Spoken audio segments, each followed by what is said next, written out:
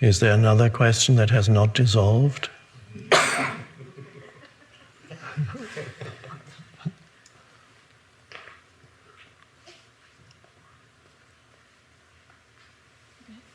It only has partly dissolved.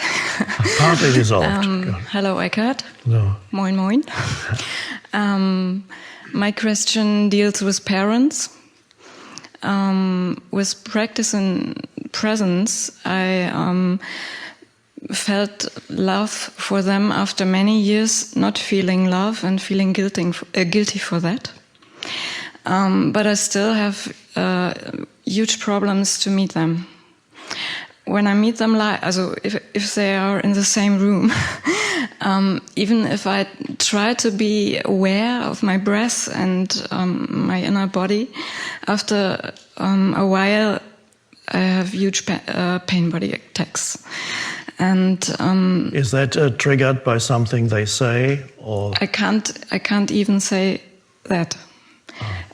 Sometimes it's the way I manage to go through the meeting quite fine, and my mother leaves the room and I break down. And yeah, I don't know what that is. Yeah. German parents can be difficult. Yes.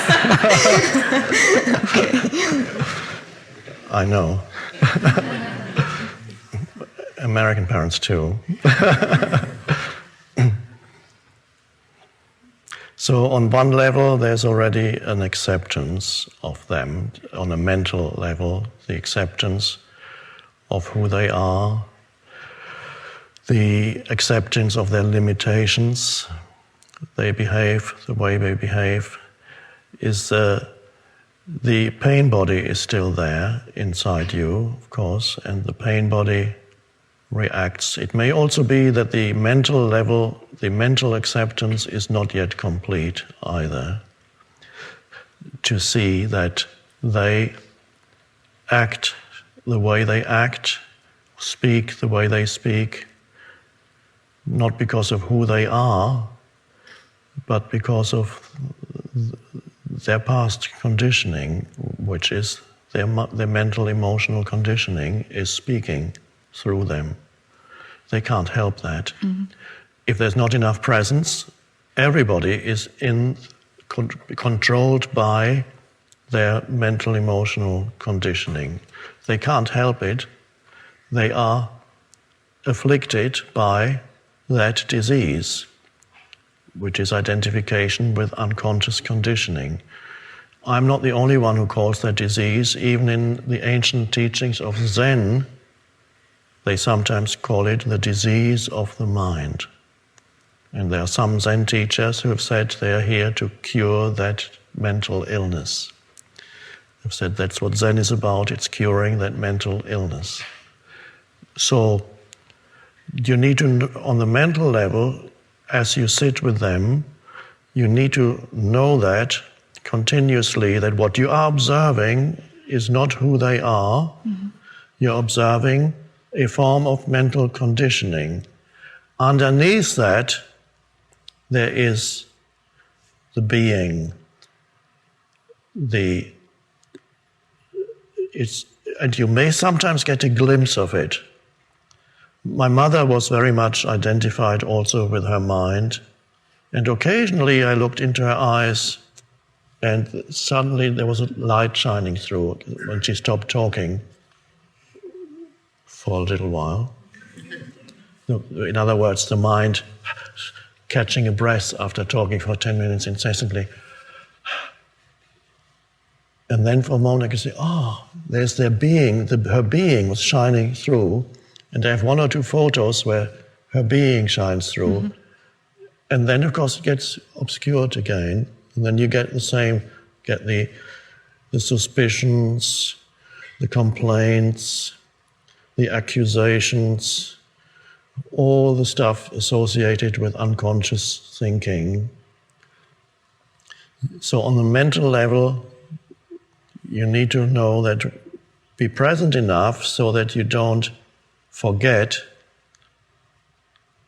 that what you're observing is not who they are, but you're observing the past in them, the conditioning. And then comes the emotions that you feel, because there's your past, the living past in you, from your childhood, all the things they did or failed to do because they couldn't help it. There wasn't enough presence to change it.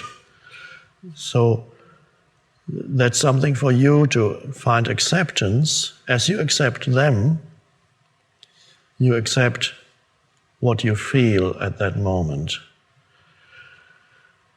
Whether you can even label it, we don't know. Is it sadness? Is it anger? Is it heaviness, or a mixture of all of that? A feeling of wanting to run away, a contraction, whatever it is, that's all there. You don't need to even analyze it. You just need to feel the entire energy field of that, and it doesn't feel pleasant.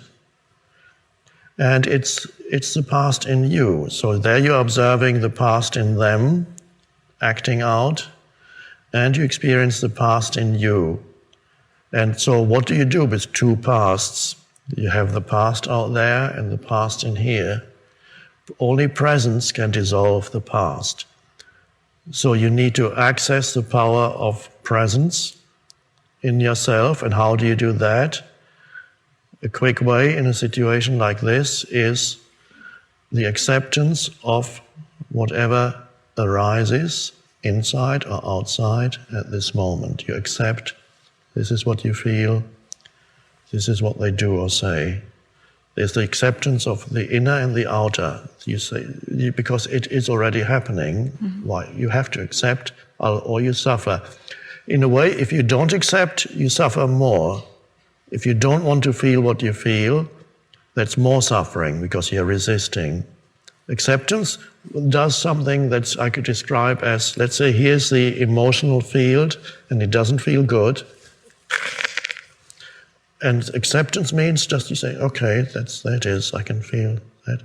I'm verbalizing. Acceptance doesn't even require, after a little while, you don't need words anymore. You can just see what is, be with it. And at that moment, a little bit of space opens up around that emotion.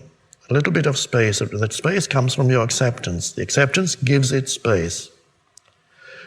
And that's already a tiny bit of freedom. You've given it a little bit of space inside yourself when you say, yes, this is what is.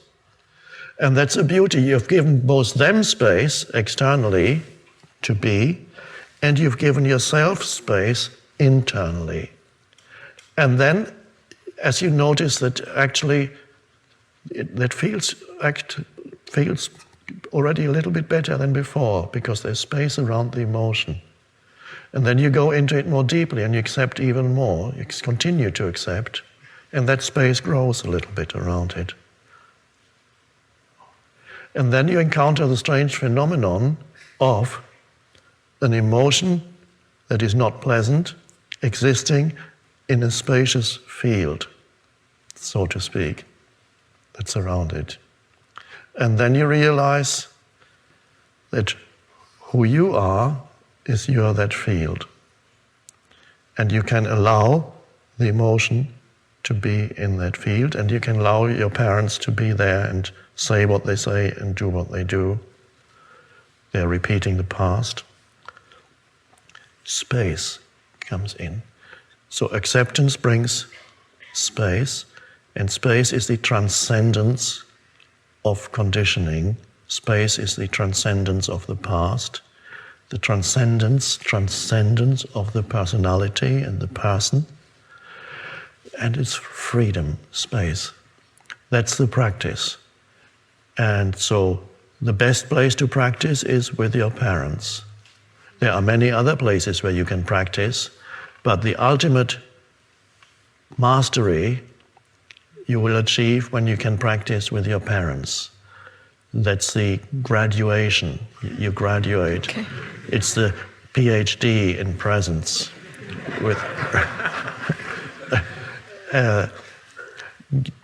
Don't jump into it too much. If you say, okay, I'm going to spend a week with our parents now, it's too much. You should give yourself short time periods at first. Say, I'm going to come for coffee and cake. That's what they like to do. At least my mother did. I'll come for coffee and cake, and I'll stay for an hour, or if you can. I don't know how that works practically, and then you practice. You give yourself 1 hour to practice. So that's it. And it's only an hour. I have to be present for an hour. And it's your spiritual practice.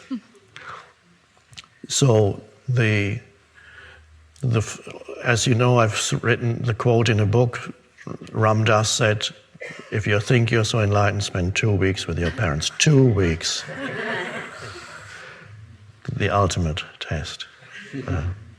So, happy practice.